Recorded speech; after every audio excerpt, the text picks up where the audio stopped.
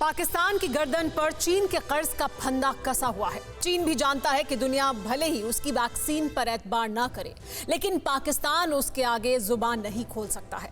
इसीलिए बात चीन की ही करते हैं, जिसकी करतूतें कम नहीं हो रही हैं। पूरी दुनिया के लिए सबसे बड़ा विलन साबित हो चुका चीन बाज नहीं आ रहा है। चीन ने अब दूसरे देशों की वैक्सीन बनाने वाली कंपनियों को निशाना बनाना शुरू कर दिया है। न्यूज एजेंसी रॉयटर्स ने चीन को लेकर एक बहुत ही सनसनीखेज दावा किया है। ये एक्सक्लूसिव रिपोर्ट देखिए। जो वैक्सीन दुनिया के लिए संजीवनी बनकर आई है, जिस वैक्सीन का पूरी दुनिया शिद्दत से इंतजार कर रही है, जो चीन के वायरस वाले पाप के सर्वनाश का संदेश लेकर आई है, कोरोना की उसी वैक्सीन पर माओ के वारिसों की काली नजर टिकी हुई है। खबर बेहद सनसनीखेज है। खबर यह है कि कोरोना वैक्सीन बनाने वाली हमारे देश की कंपनियां चीनी हैकर्स के निशाने पर हैं। हैकर्स ने हमारे देश की वैक्सीन बनाने वाली कंपनियों को टारगेट किया। हैकिंग की ये कोशिश चीन समर्थित हैकर्स के ग्रुप ने की थी। रॉयटर्स ने साइबर इंटेलिजेंस फर्म सिफिरमा के हवाले से दावा किया है, जिसके मुताबिक चीन के सरकारी हैकरों के ग्रुप ने 2 भारतीय वैक्सीन बनाने वाली कंपनियों की आईटी सिस्टम को टारगेट किया है। ये कोशिश हालिया हफ्तों में की गई। इनमें भारत बायोटेक और सीरम इंस्टीट्यूट ऑफ इंडिया यानी SII शामिल हैं। हैकर्स ने इन कंपनियों की आईटी सिक्योरिटी में सेंध लगाने की कोशिश की। साइबर हमले का मकसद वैक्सीन सप्लाई चेन में बाधा डालना था।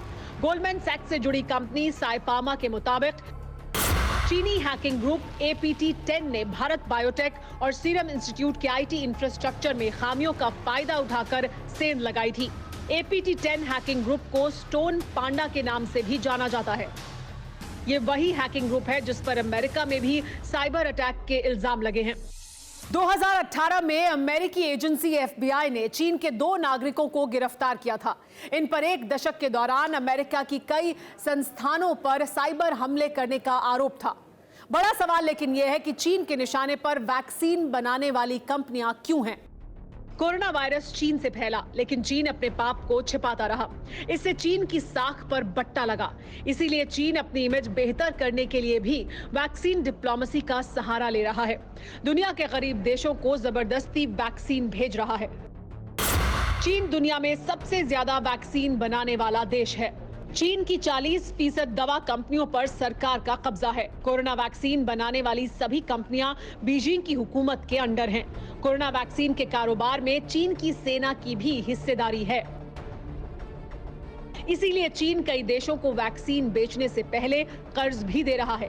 लैटिन अमेरिकी देशों को चीन ने $1 करोड़ का कर्ज खुद की ही वैक्सीन खरीदने के लिए दिया है। लेकिन दुनिया का कोई भी मुल्क चीन की वैक्सीन पर भरोसा नहीं करता है। वहीं हमारे देश की वैक्सीन को दुनिया संजीवनी समझ रही है। दुनिया में टीकों की जरूरत का कम से कम 60% हिस्सा भारत ही पूरा करता है।